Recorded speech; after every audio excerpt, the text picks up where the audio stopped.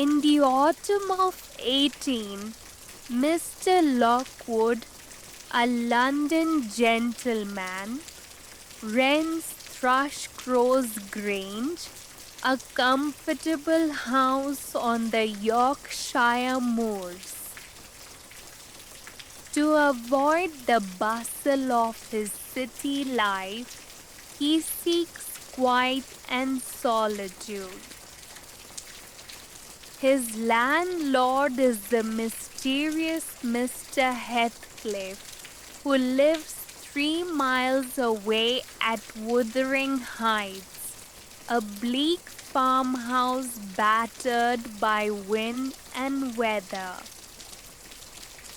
Intrigued, Lockwood visits Heathcliff one stormy evening. Heathcliff is taciturn and brooding. His household comprises the surly servant Joseph, the morose housekeeper Zillah, and a young man named Hareton Earnshaw.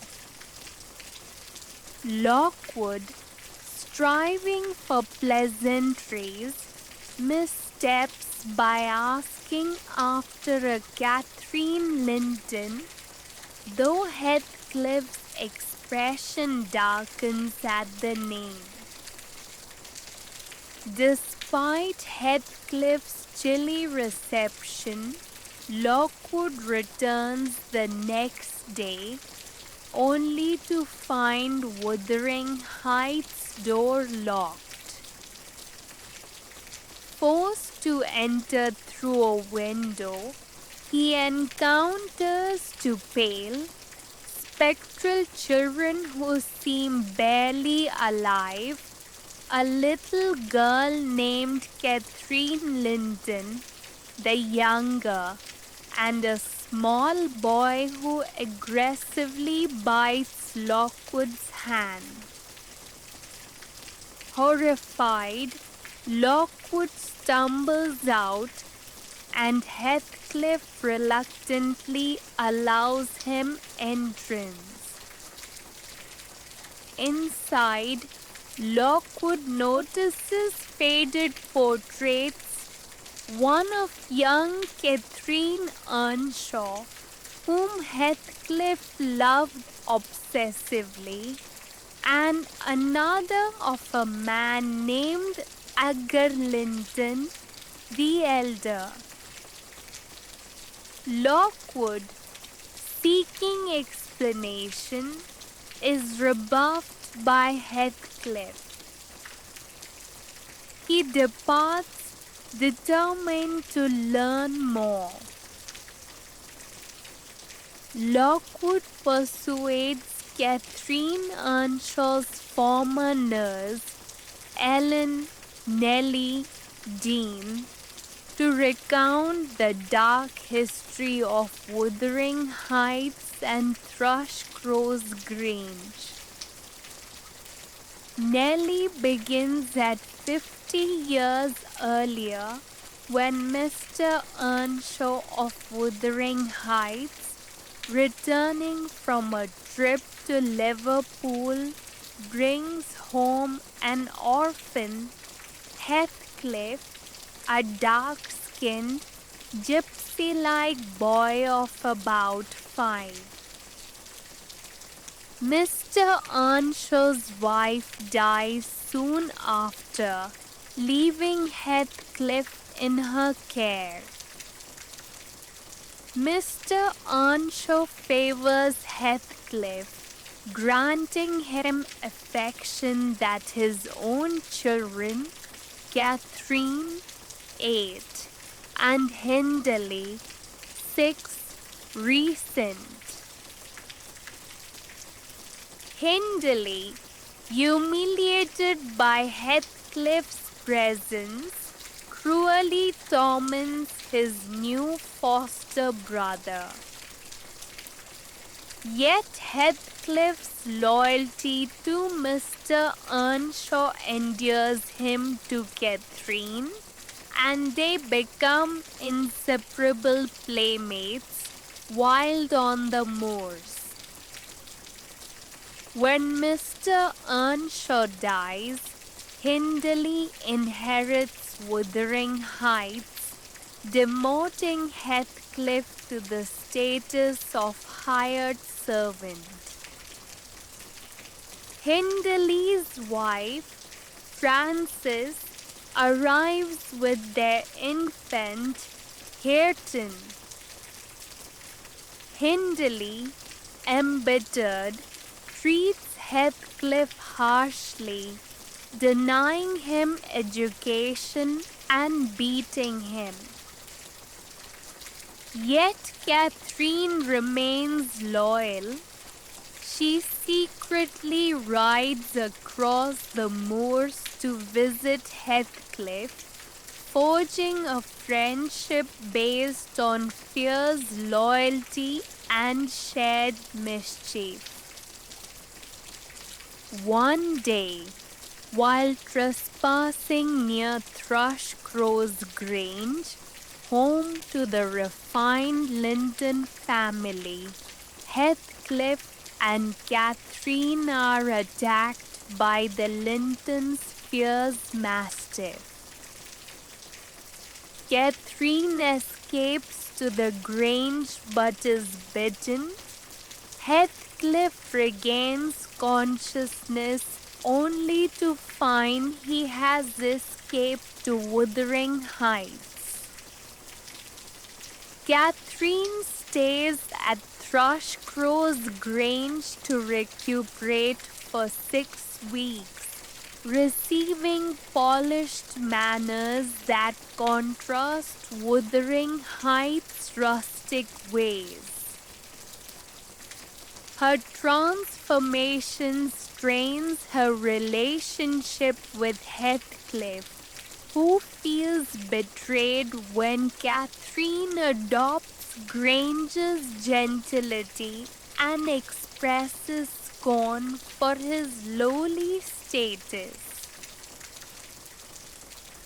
Upon Catherine's return to Wuthering Heights, she is refined but restless, complaining of the moor's insufficiency.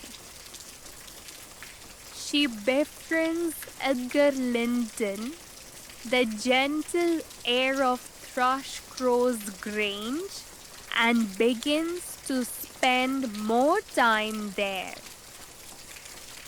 Heathcliff, burned by jealousy and unrestrained love for Catherine, vows revenge on all who slight him. He vanishes for 3 years, leaving Catherine in torment. She continues to enjoy the comforts of Thrushcross Grange, yet feels an irresistible pull to Heathcliff's wild spirit. When Heathcliff returns, now dressed in fine clothes and claiming ownership of a fortune, Hindley's gambling has left Wuthering Heights mortgaged and in disrepair. Heathcliff, exploiting Hindley's weakness, ridicules him and acquires control of Wuthering Heights by ensuring Hindley's debts fall into his hands. Catherine has fallen hopelessly in love with Heathcliff, but she recognizes that a union with him would degrade her to his lower station. At Thrushcross Grange, Edgar Linton proposes to Catherine, and though she hesitates, declaring she cannot be his wife if she cannot be Cathy to Heathcliff, she accepts Linton's offer to secure a comfortable life. Her reasoning, it would degrade me to marry Heathcliff now, so he shall never know how I love him. Heathcliff, infuriated by her betrayal, storms out. Catherine marries Edgar and moves into Thrushcross Grange, while Heathcliff, determined to punish both Lintons and Earnshaws, sits silently behind the facade of fortune. Catherine becomes pregnant soon after her marriage. Meanwhile, Heathcliff ingratiates himself with Hindley Earnshaw by offering to manage his debts in exchange for Hindley's son, Hareton, as a servant. Heathcliff also begins to court Edgar's sister, Isabella Linton, enticing her with gifts and attention. Isabella, naive and lonely, falls for Heathcliff's dark charisma, though Edgar warns her to beware Heathcliff's cruel nature. Heathcliff proposes to her, marrying Isabella by trick, in an act of revenge on Edgar. Isabella leaves Thrushcross Grange, moving to Wuthering Heights and discovering Heathcliff's true, brutal temperament. He treats her as a captive and plaything, subjecting her to neglect and slight. Catherine's health deteriorates.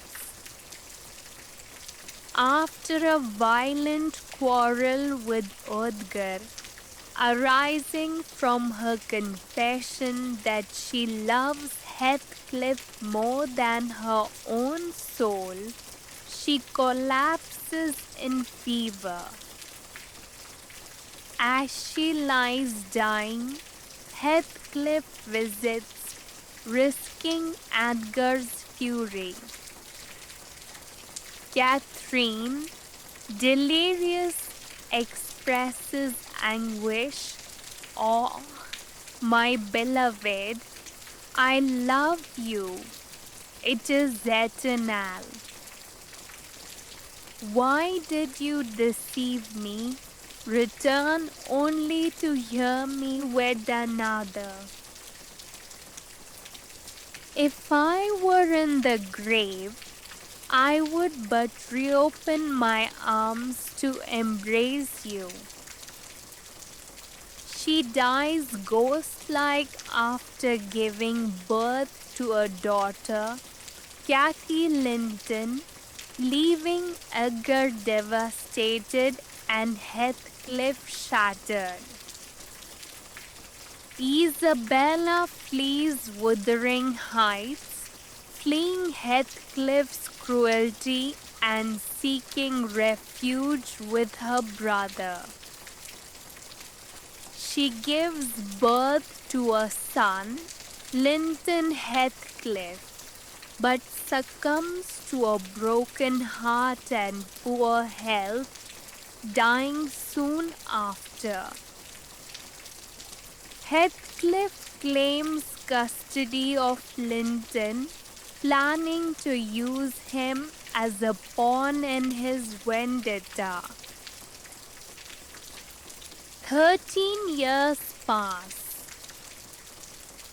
Lockwood returns to Thrushcross Grange to find Nellie Dean still in Edgar Linton's service, now caring for young Cathy Linton, the daughter of Catherine and Edgar. Edgar grieves for his late wife yet cherishes his child's spirited nature. He insists that Cathy never visit Wuthering Heights after Heathcliff's abuse of Isabella and sabotage of Hareton's upbringing. At Wuthering Heights, Heathcliff raises Linton Heathcliff, Catherine's nephew, instilling in him a delicate constitution and wheedling, manipulative ways. Heathcliff's plan emerges to secure ownership of Thrushcross Grange. He must marry his son Linton to young Cathy Linton, thereby uniting the Linton and Earnshaw inheritances under his control. Nellie visits Wuthering Heights to deliver a letter from Edgar to Heathcliff, requesting permission for Cathy to visit. Heathcliff allows Cathy to cross the moors to Wuthering Heights on the promise to return quickly. When Cathy arrives, Linton greets her with an apology. He is too weak to escort her back, and his father insists Cathy stay until he recovers. In truth, Heathcliff forbids Cathy's return, forcing her into an emotional alliance with Linton in a plan to manipulate him. Cathy and Linton grow fond of one another, but Linton's delicate health ensures he cannot return to Thrushcross Grange without dying. Cathy resists Heathcliff's demands to marry Linton yet finds herself trapped.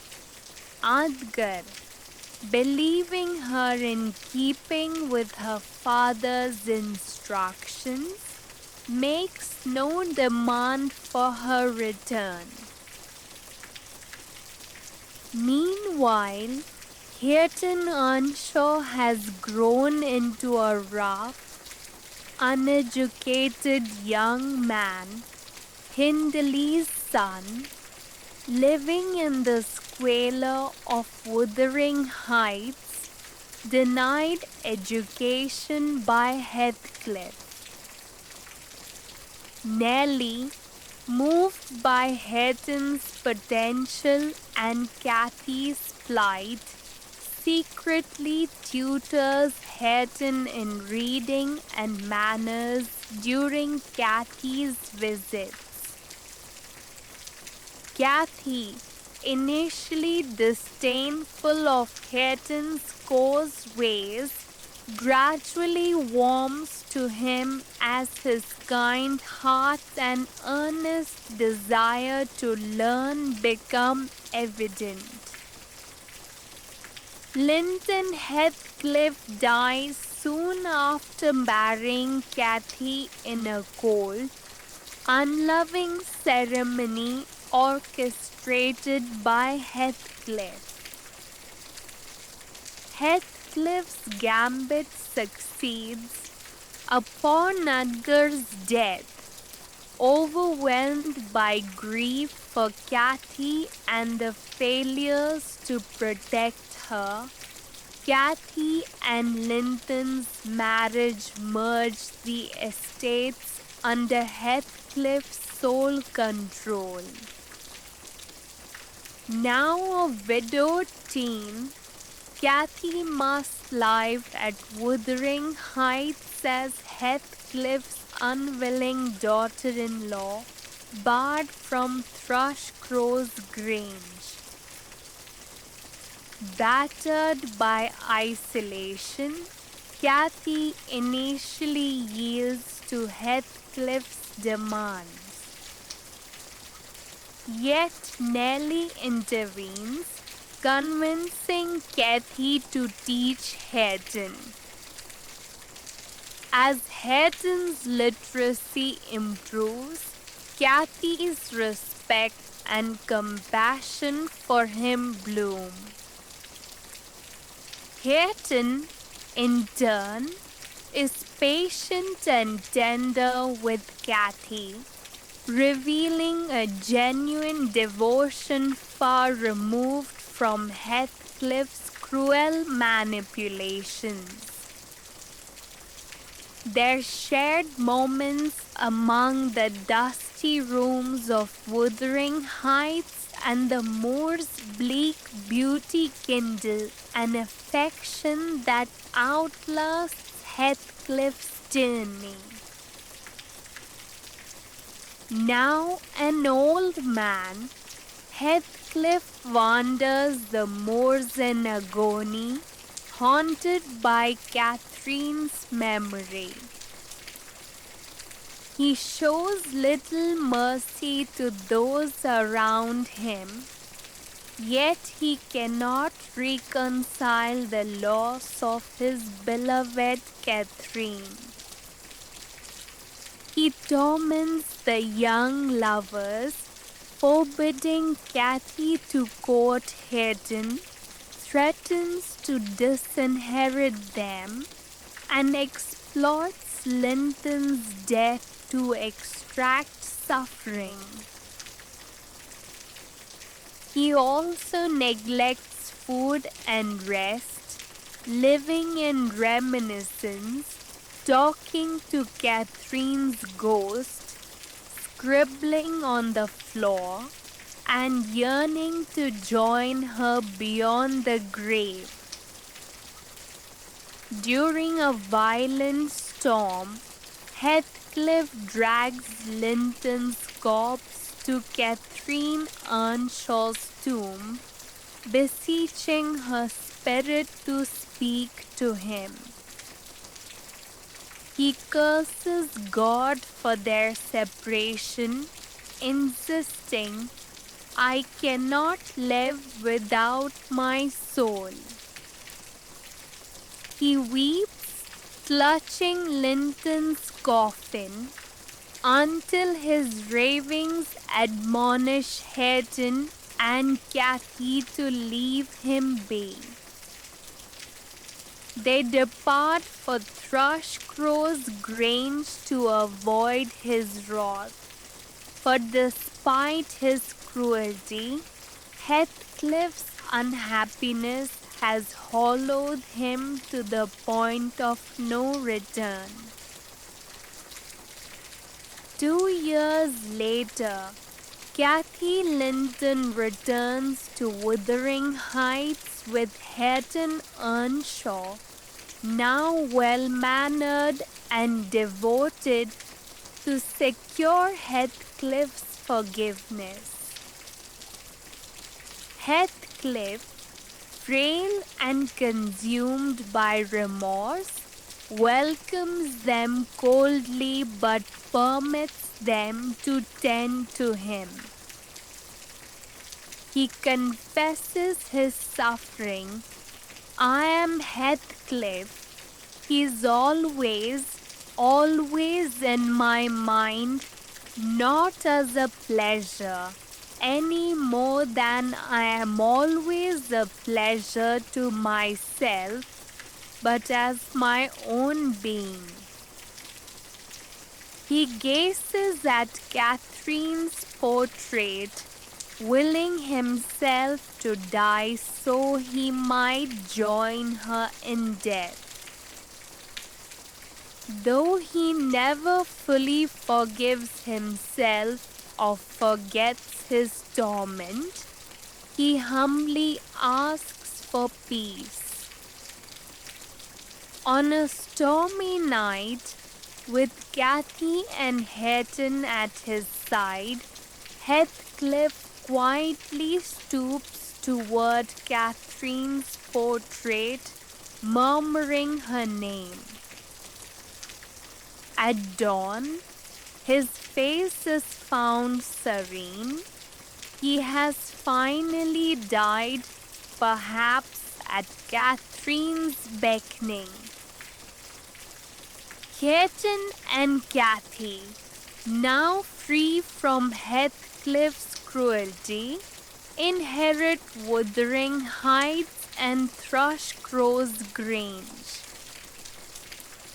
They marry beneath the sunlit moors, forging a harmonious household infused with grace and generosity.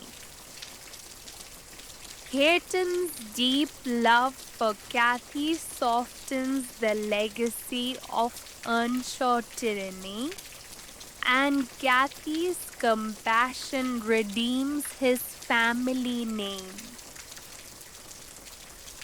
Together, they plan to unite the two houses as one, Thrushcross Grange renovated, Wuthering Heights restored to habitation, while the bleak moors remain as they always were, a testament to the wild passions that once raged there. Lockwood, having heard Nellie's full account, leaves Thrushcross Grange in spring. He walks across the moors to Wuthering Heights one last time. Inside, he finds the refurbished farmhouse transformed. A woman, Cathy Earnshaw, welcomes him with a gentle smile. She shows him the garden where wild roses grow among the graves of Catherine and Heathcliff. Hareton Earnshaw, sturdy and respectful, stands beside her as they speak of new hope. The moors, once desolate, now gleam with promise of renewal. Lockwood departs, pondering the strange tale of love and revenge that destroyed one generation and healed the next.